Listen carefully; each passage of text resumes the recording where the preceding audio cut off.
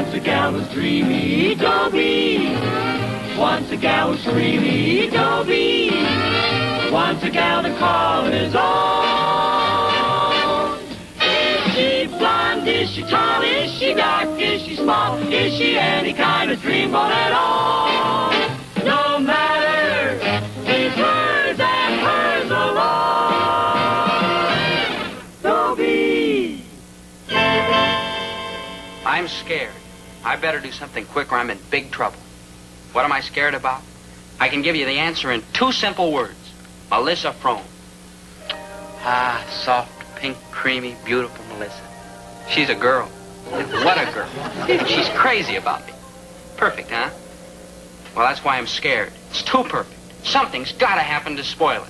Dobie, dear, I'll have... chocolate egg fouillon sundae with double whipped cream. Oh, Dobie, darling, that's exactly what I wanted. Yeah. Oh, how wonderful. How simply wonderful that you knew. You know, it's almost like magic. Yeah. What magic? Every time you two come in here, she orders a chocolate egg fouillon sundae with double whipped cream. Big deal. What do you want? Mrs. Tarantino, I'll just Have a glass of water, please. Yeah, I could have figured that out. Empty Walletsville. Yeah. And we got no magic bond between us. No. Tarantino was certainly impolite. I think you ought to report her to the manager. Oh, I couldn't do that. Well, then I will. Oh, no, Melissa. No, try to see it her way. She works so hard all day long, and how much can she make in here? And our circle of dimes known as a lavish tip. I never thought of that. And what's her home life like? I mean, if Mrs. Tarantino has to work in here, it means Mr. Tarantino needs her help. She's probably sick. Who knows? Probably lying there in bed staring at the ceiling encased in a plaster cast. Oh, the poor man. The poor woman. Running around in here all day, her back and her head and her feet must be... Oh, bless you, Sonny. That's the first kind word I've heard since I come to work here. Huh? You know, if I've been yapping at you, it ain't me, kid. It's my feet. They're doing the screaming. Oh, well, tell him I understand. Yeah, I understand. That's the first good laugh I've had all week. Yeah. You're okay, kid. Yeah. Hold on to it, girlie. Good men these days are hard to find. You're the kindest, sweetest, gentlest person I ever met. No, I wouldn't say that, but I'm glad you did. See what I mean? See why I'm scared? It's just too perfect. I finally found a girl who thinks I'm... Wonderful, divinely wonderful. It is your love that has made me this way. When I'm with you, I feel fresh and sparkling and alive. Oh, me too. If I lost you, I'd be a ragged, useless, dirty wreck. You rang? Oh, hi, Maynard. Well, Maynard. You don't know how way out it feels to gleam your friendly face in my hour of need. Maynard, you're in trouble. Yeah, I feel like somebody just tossed me in one of them wagons and carted me off to the gelatin. If that's guillotine, Maynard. Yeah, guillotine. Tell me what's wrong, Maynard. You know how I worry about you. I like can't. You'd like better. I like need money. I like had to ask. You see? I'm doomed. Oh, stop dramatizing. You know I'll help you. Just tell me how much money you need and why. $6.26 on account of this chemistry course I'm taking in school. Maynard, you're taking chemistry? Well, for the first 6 weeks, I thought it was a folk dancing class, and by then I was trapped. The $6.26. Oh, yeah. Now, get this picture. I'm in the chemistry lab, see? We're like working on an experiment. Yeah. And the place is like crawling with chemicals. And I'm pouring and mixing. And everything's steaming and gurgling. And fuming and bubbling. And foaming and frothing. And then it happened. You mixed the wrong chemicals and... Not then. No. But when I poured the milkshake from my thermos bottle into Then. it... Boom! The whole place looked like Hurricane Maynard. So you need the $6.26 to pay the school for the broken equipment. Man, like you should have seen it. Maynard, enough. Here, be careful. It's practically every penny I own. Gee, thanks, folks. Yeah. Maynard can get himself into the most ridiculous situation. You're like a real human being. Oh, Dobie, you're so warm and kind of wайтresses and so generous to your friends. Oh, you've got a heart as big as... All outdoors? Oh, at least. Yeah, well, Maynard needed the money. Oh, my gosh, the money. The money? Yeah, I was saving it to buy our tickets for the Kingston Trio Saturday night. Oh, if I don't see the Kingston Trio, I'll die. Oh, can't you get the money from your father? Surely you jest. Oh, I'll die. I'll get the money from my father. I gotta kill that boy. I just gotta. Dobie just made a simple little mistake. Leaving a chocolate ice cream bar on the cash register is a simple little mistake. He was probably just taking some money out of the register. He just happened to leave his ice cream bar. What's so wrong? For 3 months, I've been waiting for the bank to send a man out here to check the store. For 3 months, every day, I've cleaned and I've dusted and I scrubbed so that when he got here, the store would look like we'd be a good risk for a loan. Finally, the big day arrives. At last, I'm going to get to borrow $300 so I can make a down payment on a good used truck. The man from the bank walks in. Does he see a clean store? Does he see a dusted store? Does he see a scrub store? No, the first thing he sees is Herbert T. Gillis, proprietor, emptying out a cash drawer full of ice cream chocolate-coated nickels. Well, I suppose you found everything in A1 tip-top first-class credit rating shape. Well, your store appears moderately well run. In general. Mr. McCurdy, all I want is a small loan. Oh, it would be a big help, you know, if I didn't have to put up with that shoving and coaxing and cranking and all on cold mornings when I have to get out and push. My aching back. Mr. Gillis, sympathy will avail you nothing. When my bank grants a loan, it is strictly on the merits of the credit risk involved. Oh, we're a very good credit risk, Mr. McCurdy. Oh, why, certainly. We've borrowed from everybody.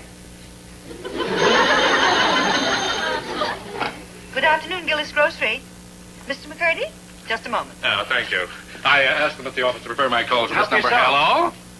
Yes, this is McCurdy. If the money is not on my desk by tomorrow morning, I'll have no alternative but to foreclose the mortgage, Mrs. Tarantino. But it certainly isn't the bank's fault that your husband is in a plaster cast. Now, where were we? Hi, Dad. Mom. Son, why don't you go out in the park and play a little football? Football season's over, Dad. Then how about a few innings of baseball? Oh, baseball season hasn't started yet. Chase the girl, then. Now, let me find an answer to that one. You're acting funny, Dad. Aren't you feeling well? Not lately.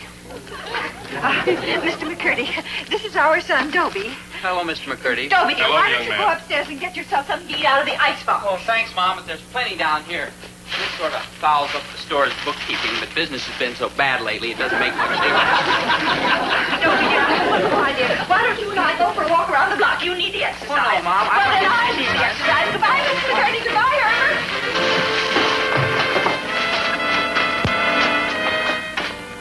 Daddy, I don't intend to wait in the car any longer. I'm dying to get to the stables and break that stallion's spirit. Mr. Gillis, this is my daughter, Mignon. Oh, I'm very happy to know you, miss. Could I get you a cold drink or something? Anything you want? Him, Him who?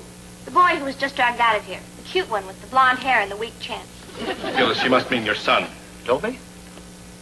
Look, miss, why don't you give yourself a break and settle for a cold drink? Daddy, tell Mr. Gillis to arrange an introduction. Well, if that's what you want, but I don't see any reason for it. Oh, Dobie's a nice enough kid and all that, but he is never going to set the world on fire. In fact, sometimes I wonder if he's even going to get around to lighting the fuse. I knew that the minute I saw him. That's why I want him. He's unformed, flexible, pliable, the kind I can mold and shape to fit my own taste. Give me the namby-pambies every time. Namby-pamby? Now, just a minute, miss. He may be a namby-pamby, but he is my namby-pamby, and nobody's going to call him a namby-pamby but me. Mr. Gillis, you are, I believe, applying for a loan. That has nothing to do with my son. Has it, Mr. McCurdy? Has it? It has? Yes. You were saying, miss? I am giving a party Saturday night. Your son will be my date. Have him calling me tomorrow. We will discuss the details. Any questions? No questions. Good. Daddy? You should meet her mother. You mean Dad could really lose that loan on account of what I did? I'm afraid so, dear. Establishing credit at a bank is a very touchy thing. Mom, I really goofed, don't I? I guess I'm just no good. Oh, that's not true, dear. You're a good boy. You're just a little thoughtless. Just a lot thoughtless. I've got to do everything I can to help Dad get the loan for that new truck. Poor Dad, he's so overworked and tired and decrepit and worn out. Dobie, dear, your sentiments do you credit, but you make him sound awfully old. Well, Mom, he's pushing 45. Well, dear, so am I. Mom, I better help you home. Now, thank you, dear. I think I can manage very nicely all by myself. Just come along. Like, hi. Oh, it's only you, Maynard. Oh, it's only you, Maynard. Every place I go, it's like the story of my life. It's only you, Maynard. Maynard, I didn't mean it that way. Like how else could you mean? It's only you, Look, I was Maynard. expecting somebody else. I heard the door open. It wasn't the person I was expecting. Here, have a piece of candy. Sure, Bryce. It was It's only you, No, Maynard. that's wrong. Maynard, I didn't mean to hurt you. McCurdy's still here. Oh, it's only you, Maynard. It's only you, Maynard. Maynard. What did I do? Why, what is it? Dad, I want to talk to you. And I want to talk to you, Dad, boy. I spent half Now, I my know life I've been looking for asking you to do a excuses lot to of work, things. and I wouldn't like blame you if you never But asked on me top again. A friendly conversation between father and son? Not on your life. That father's trying to sell his own son. Are you selling your own son? Well, it's a cinch I'm not giving him away. Look, can you blame me for wanting to get in with McCurdy? His daughter walks in this afternoon, gets a look at the kid's kisser, and likes it. Why, I'll never know. So I make a date with him for Saturday night, and he is going to keep it. He owes it to his poor old father who supports him, who walked the floor with him when he had the colic, who had braces put on his teeth so they'd come in straight, and who will break every bone in his ungrateful head if he don't help him. Mom's right. I will not sell myself for money. I'm not asking you to. I will do it for you. Oh, I'd like to help, Dad, but you're asking too much. Yes, you are. Wait. Do me one favor. Just go over and see this McCurdy girl tomorrow. Just meet her. Just talk to her. That's all I ask. And then if you don't want to keep the date Saturday night, you don't have to. That sounds fair to me, Dobie. Oh, it is fair. Is it a deal, son? So my father thinks I'm a human sacrifice, huh? Well, I'm not. I mean, I'm human, all right, but if that mignon McCurdy thinks she's going to get me in her clutches, she's got another clutch coming. No, sir, I'm handling everything my way. Remember, Daddy, when he gets here, I'm handling everything my way. Poor fish doesn't have a chance. Oh, here he comes. I'm happy to see you arriving late. He wouldn't dare. Daddy? I'm on my way. Hello, Mr. McCurdy. Into our parlors at the Spiders. Daddy. Oh, Dobie, how good. How very good to see you. Likewise, Miss McCurdy. You Thank may you. call me Mignon. Oh, thank you, and you may call me Dobie. I already did. Yo, Now that's tell right. me, Dobie, what are your school ambitions? To get out, if I can. No, dear boy. What I want to know is what subjects do you like best? Oh, none of them. I just want to get out. Good, I'm pleased. You are? You are clay. Clay? Clay. I am the sculptor. I will mold you and form you into the exact image I require. Just a minute. Just a darn The same minute. thing happened with my mother and Daddy. One look at him, and she knew he was the unformed, flexible, pliable type she was searching for. No, just a minute. Daddy, you know Mother has forbidden you to use that chair. The hair oil stains the upholstery. Now, where was I? Out of line. Now, look, Mignon, I appreciate your feelings toward me, but there's someone else. Someone else? A girl? A girl. Quite a girl. We have an understanding.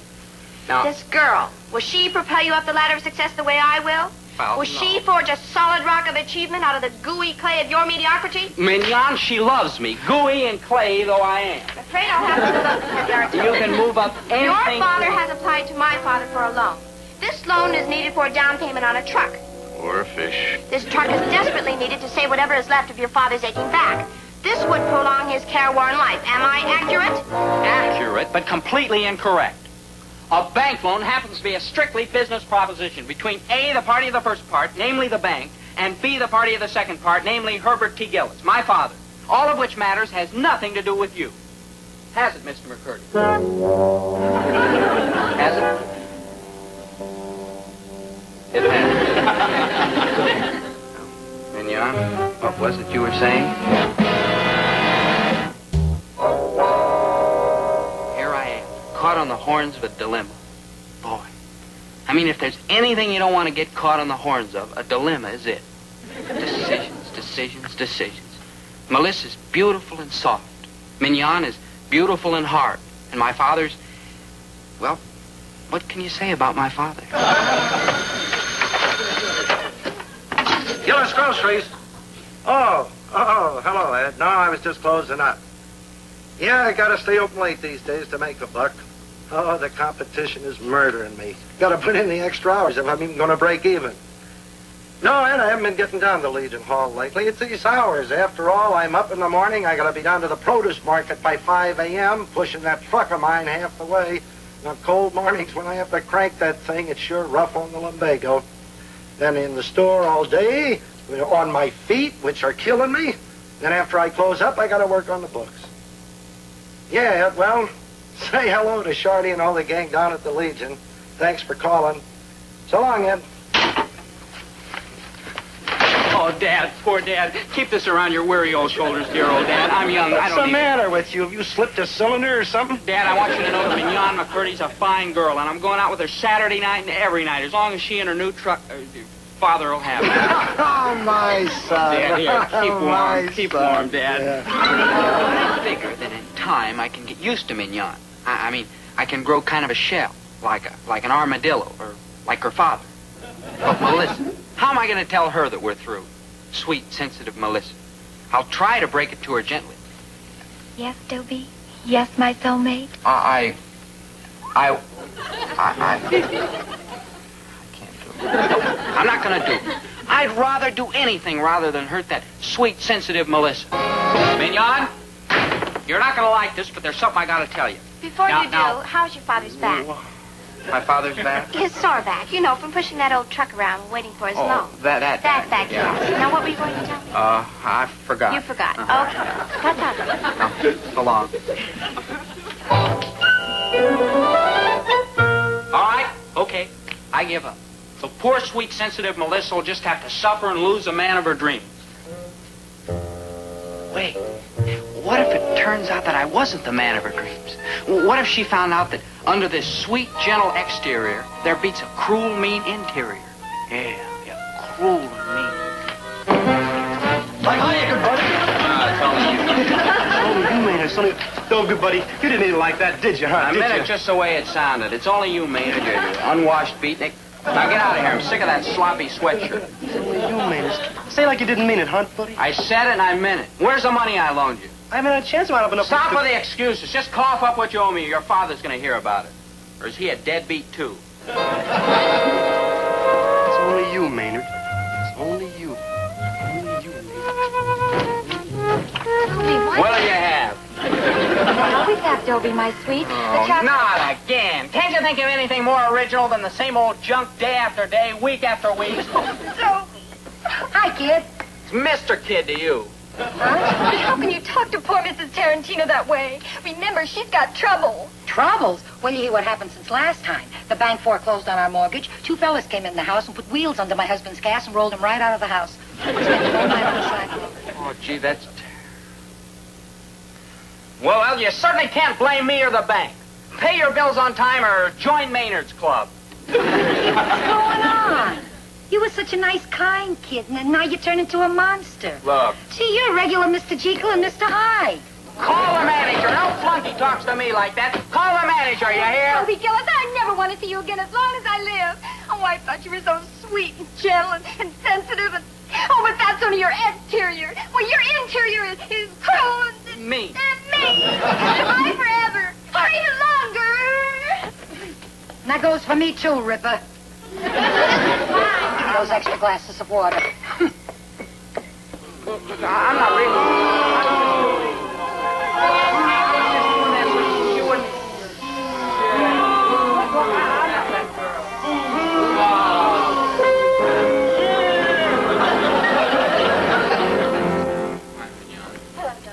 I heard about what happened down at the malt shop. You were wonderful. Everyone says you were hateful. Beautifully, magnificently, delightfully hateful. Wait a minute, I didn't want to hurt those people. I only did it so Melissa wouldn't like me anymore. But Maynard's my friend, and Melissa's a sweet, sensitive, artistic girl, and Mrs. Tarantino's a nice lady who has to work hard for a living. Oh, I can see you now. Stampeding stockholders, closing down on mortgages. Oh, Dobie, you'll be the man I've always wanted. I'll tell Daddy to put through your father's loan at once. No. What do you mean, no? Negative, no. What about that old beat-up truck and your poor father's lumbago? You keep your hands off my poor father's lumbago. Dobie, man, did you stop talking back to me that way? No. No? Negative, no, Mignon. No, I want my father to have that new truck, but not this way. You know, I'll get up at 5 o'clock in the morning and go down to the produce market myself. I'll work, I'll slave, but I'm not kicking my friends in the teeth when their backs are turned. Be careful or you won't even get second portions at the poorhouse.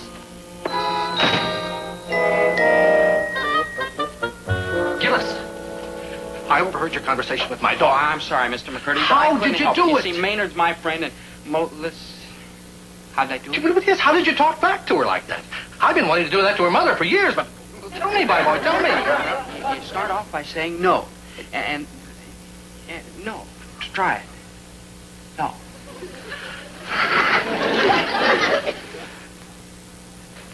I'm thinking it, but it's been so long I can't get it past my lips. Yeah, well, what would you say if I asked for a loan? No! Yeah, be firmer now. No! No, negative. Yeah, negative. Now, just try it again with more pain.